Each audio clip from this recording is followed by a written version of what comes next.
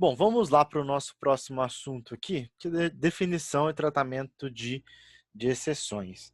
É bem bacana isso aqui para nós construirmos aplicações que se comportam melhor em relação ao usuário. É péssimo quando uma aplicação ela simplesmente fecha, né? E a gente não sabe o que aconteceu. Quando não há nenhum tipo de tratamento de exceção, e quando acontece um problema, e a sua aplicação ela simplesmente fecha. Então imagina a cara do usuário para descobrir o que é que aconteceu. Então nós vamos ver aqui a definição e como é que a gente faz para tratar as exceções em Java. As exceções em Java se referem aos erros que podem ser gerados durante a execução de um programa. Como o próprio nome sugere, trata-se de algo que interrompe a execução normal do programa. É um problema que não ocorre frequentemente. Pelo próprio nome diz, né? É uma exceção. Mas no contexto de programação aconteceu alguma coisa que não era prevista e essa coisa que aconteceu, ela interrompe a execução do seu programa. E se você não tratar isso de alguma maneira, via programação, o programa simplesmente vai fechar na cara do usuário. Ele vai ficar lá com cara de pastel, sem ter a mínima ideia do que aconteceu. Em Java, você pode trabalhar com dois tipos, com exceções unchecked, com alguns tipos de exceção. Né? Unchecked exception é um deles. Que significa exceção não verificada. Como assim? Nesse tipo de exceção, o Java não verifica o código-fonte para determinar se a execução está sendo capturada. Fazem parte dessas exceções de tratamento opcional. Por exemplo, verificação de acesso a um índice inexistente num vetor. A tentativa de usar um método de um objeto ainda não instanciado. É a conversão de string em inteiro. Tudo isso aqui, né, vai dar erro em tempo de execução e o Java não vai testar isso, tá? É unchecked exception. Vai acontecer, mas não será em tempo de compilação. Ele não vai te obrigar a tratar essas exceções, mas elas podem acontecer com a execução do programa, com a utilização do programa. E nós temos as checked exceptions, que significa o quê? Exceção verificada. Então, nesse tipo de exceção, o compilador Java obriga o programador a tratá-la. Tá? Muita gente acha até o Java chato, porque o Java obriga nós a tratarmos muitos tipos de exceção. Tá? Não são poucos. Né? Ele é meio, talvez, entre aspas, sistemático quanto a isso. Então, olha só, o Java verifica o código-fonte com a finalidade de determinar se a exceção está sendo capturada. Como é que funciona o tratamento de exceções? A gente coloca o try, tente fazer. Aconteceu um problema, eu verifico pelo meio do catch. Não é o problema que eu imaginei que fosse, eu posso tentar identificar por meio de outro catch. Não é nenhum deles, não é. E querendo ou não, ele executa depois o finally. Tá? Finally é sempre executado. Então, dentro do bloco try, são escritas as linhas de código que podem vir a lançar uma exceção. Tá? Do catch, é assim, lançou a exceção, deu erro, deu pau, beleza, o catch será executado para que, caso aconteça aquele problema, caso a exceção seja necessária, seja lançada, você como programador vai tomar que atitude? Você vai avisar o usuário, aconteceu um problema, vai avisar para o usuário o nome do problema, vai falar para o usuário entrar em contato com a manutenção? O que você vai fazer caso a exceção seja lançada? E o Finder, ele é opcional, tá? O try e o catch tem que ter. O Finder, ele é opcional e o Finder, ele é executado querendo ou não. Ele é como se fosse um finalizador. Né? Ele sempre será executado. Então, observe aqui um exemplo. Ó. Try. System.out.print de idade. Int idade igual a scanner.nextInt. Eu vou ler o inteiro. Depois imprimir esse inteiro. Observa que tem um try e um catch ali. Beleza. O meu catch ali, ele vai tratar a seguinte exceção. Input mismatch exception. Se a gente lê isso, no input é a entrada, mismatch é incompatível, não compatível. Acho que seria mais isso, né? Então ele vai lançar uma exceção de entrada não compatível. O que isso significa, né? Quando que isso pode acontecer? Eu não estou lendo um inteiro ali. Se eu tentar ler no lugar do inteiro, eu digitar uma string, ele vai lançar essa exceção. Porque isso aqui não é o inteiro, então ele lança uma exceção. Se eu tentar digitar aqui um 1.5, um float, ele vai lançar a mismatch exception. Porque a entrada não corresponde ao que era esperado. Tá? E você consegue tratar isso. Esse E aqui é um objeto que tem tudo o que você precisa saber sobre o erro que aconteceu.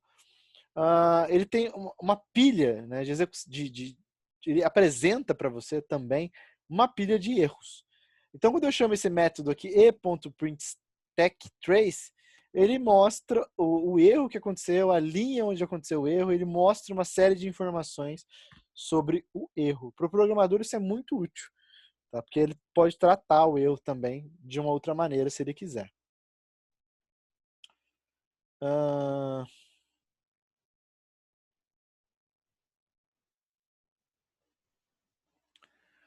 Então observa aqui, vamos lá. Try, eu estou tendo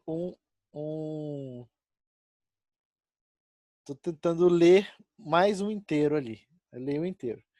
Cara, olha só. Aqui eu tratei uma exceção específica, né? Input mismatch exception. É um tipo de exceção. Nesse outro exemplo, estou fazendo try, eu estou tentando ler o inteiro também, só que eu coloquei exception i. Né? O i é, claro, é apenas o nome do objeto, que terá todas as propriedades e atributos da minha exceção, mas o exception, ele é um objeto, uma classe genérica. Então, qualquer tipo de exceção que for lançada aqui, ele será capturado por esse exception. Quando eu coloco esse aqui em específico, eu só trato essa exceção em específico. Caso aconteça alguma outra exceção diferente dessa, ela não será tratada. Mais comuns aí, né? Array index out of boundaries exception. Por exemplo, se o array tem 10 posições, você tenta acessar a posição 15. Vai lançar essa exceção. Arithmetic exception, né? Dividiu por zero, por exemplo, vai lançar essa exceção. Illegal arguments exception, argumentos errados para um método. File not found, né? Arquivo não encontrado. Quando nós usamos o tal do finally, o file não executará somente se a aplicação for terminada. Assim é possível fazer o tratamento final de qualquer evento. Garante que sempre se tentar executar o procedimento para finalizar ou tratar algo sem importar se houve erros a serem tratados. Observe aqui esse exemplo. Eu vou tentar escrever em um arquivo, escrever o 10, escrever e fechar esse arquivo. Vamos supor que eu tenha dado algum erro. Eu aloquei aqui uma instância de um arquivo, o arquivo ficou lá travado para eu poder escrever dentro dele. Tá? Eu escrevi dentro desse arquivo e vamos supor que talvez eu não tenha conseguido escrever nesse arquivo, alguma exceção aconteceu. Se essa exceção aconteceu, aí ele vai mostrar a exceção que aconteceu, vai mostrar para o programador na pilha de execução, e o fine ele vai ser executado. O que o fine ele vai fazer? Se você observar aqui, ele vai fazer um teste para saber se esse arquivo, se essa instância é diferente de nulo. Se essa instância é diferente de nulo, ele vai fechar. Ele vai tentar fechar esse arquivo, porque ele está aberto. E aí ele tenta fechar esse arquivo. Tá? No file ele tenta fechar. Porque senão o arquivo fica aberto. Ele ficando aberto, outros processos que porventura queiram utilizar aquele arquivo não vão conseguir, porque ele está aberto. E também é um recurso computacional que está sendo desperdiçado. Então você precisa fechar. É muito comum para trabalhar em arquivo se você fazer isso. Fechar. Tá? E aqui embaixo é só o main que eu utilizo para fazer a instância da minha classe controle de arquivos e passar o endereço do arquivo que eu quero escrever dentro dele. Tratamento personalizado de exceções. Então, existem outras formas de fazer o tratamento de exceção relacionado à centralização e ao controle do local onde os tratamentos de erros são implementados.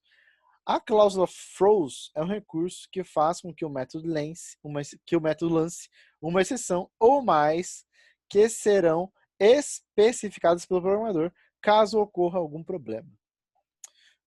Então, observa só. No final do método escrever arquivo, eu coloquei throws IO exception. O que isso significa? Que quando eu instanciar a minha classe escritor arquivo e eu chamar o método escrever arquivo, obrigatoriamente eu estou obrigando o programador a lançar a exceção IO exception, a tratar, na verdade, a exceção IO exception. Sou obrigado a fazer isso, tá? Então, observe, eu coloquei aqui throws, né? Vou lançar a exceção IO exception. Então, para eu conseguir compilar, isso que eu também não vou conseguir compilar. Então, fiz aqui, escritor, arquivo S igual a novo escritor, beleza, passei os parâmetros aqui. E aí, quando eu for usar o método s.escrever arquivo, né, vou chamar o método, eu tenho que colocar entre um bloco de try e catch. E no catch eu tenho que tratar essa exceção aqui, ó, IO exception, que é a exceção que eu defini aqui. Então, você, como programador, você pode obrigar também, né, o programador, quando for implementar, a tratar as exceções. Outro exemplo aqui, né? Java Lang Exception.